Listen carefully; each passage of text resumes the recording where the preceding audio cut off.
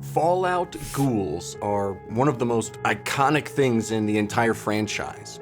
Burned skin, wrinkled faces, hair falling out, long lifespans, memory loss, immortality. Indiana, the vet found a mass on your liver. If you get radiation treatment, you'll turn into a ghoul. Ghouls aren't real? And since you were born outside, you'll be a feral ghoul. Indy, don't worry. Serenity, stop picking on your brother. Just playing. But here's the uncomfortable truth. Ghouls aren't as unrealistic as you might think. Tell you what, let's go through all the ghoul characteristics one by one, and then you tell me if you're still worried that you're turning into a ghoul.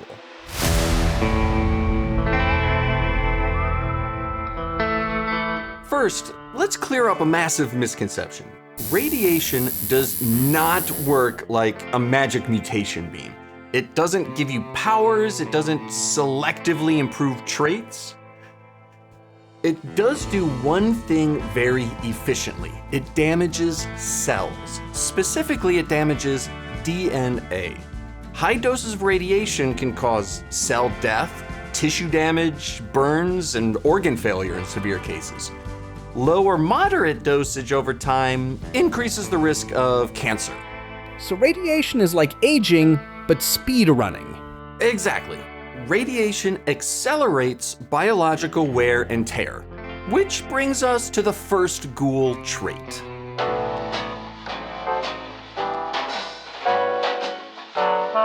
Ghouls are usually depicted with severe skin damage, hair loss, and thickened, scarred tissue visible on their faces and hands.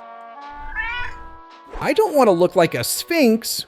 And this part is disturbingly realistic. Radiation burns are a real medical condition. Some survivors of Hiroshima and Nagasaki, even decades later, still experience chronic skin lesions, hair loss, persistent inflammation, and delayed wound healing.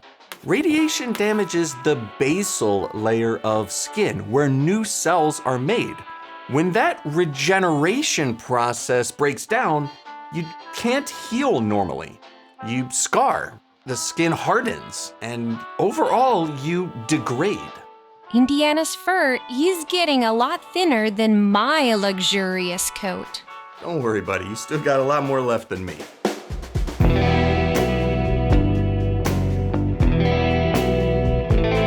One of the most unsettling things in Fallout is feral ghouls.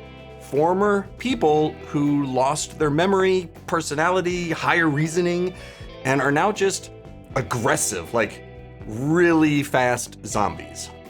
Here's the key question. Does radiation damage the brain? Yes. The brain is not immune. Good thing Indy's brain is so small. The radiation probably won't even be able to find it. Jeez. Did Indy eat your snacks today or something? Why are you being so mean?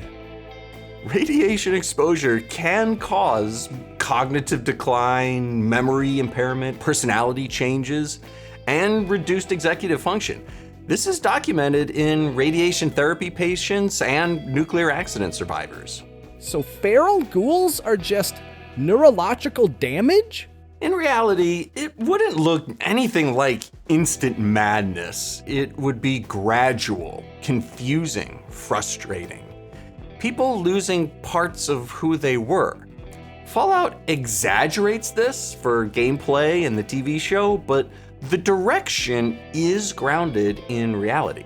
Sometimes, when we play fetch, when I catch up to the ball, I forget why I was chasing it in the first place and wander back confused. No, that's not true. Indy, you've always thought the point of the game was to just chase after the ball and then come back without it. It's a real pain in the butt for me, but you always had fun.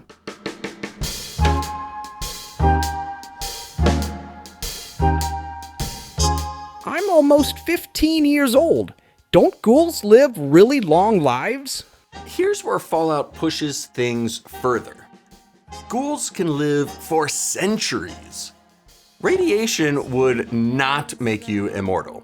There are medical uses where focused beams of radiation can be used to target specific cancer cells or tumors, mostly only damaging them. But in biology, radiation typically shortens lifespans or increases cancer risk. But there's an interesting twist that some organisms, like lobsters or tardigrades, are unusually resistant to radiation. I can't tell if water bears are cute or scary. Aww. Ah! They survive radiation not by being stronger, but by repairing DNA extremely well. Consider a human being exposed to radiation that causes a DNA mutation. But this mutation makes their DNA better at healing itself, thus making them more resistant to radiation. That's not impossible in theory. Other animals already have this perk. Trash tier. The best perk is clearly lead belly. Then I could eat as many snacks as I want. But what would be impossible is everybody being exposed having this same mutation. Mutations are random, usually pointless, and just as likely to be harmful as helpful. Actually, they're way more likely to be harmful. For every one beneficial mutation, there's 1,000 possible mutations that would just screw up our bodies and make them worse. So when designing ghouls, Fallout basically said, what if cancer got nerfed? Yes, Fallout Ghouls require one giant fictional leap that radiation damages their tissue, but only the tissues that wouldn't kill you. So that's the line between science and science fiction.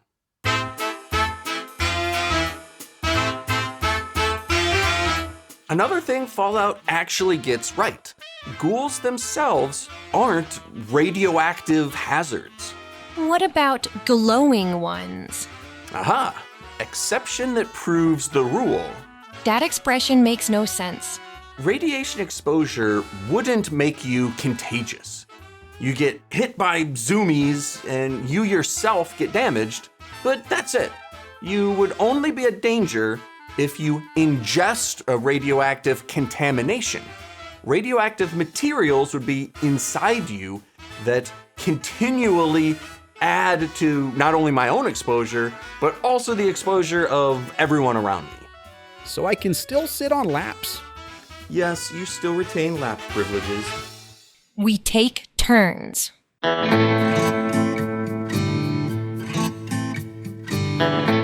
number one most unsettling thing about Fallout Ghouls is that they're not monsters. They are humans that survived.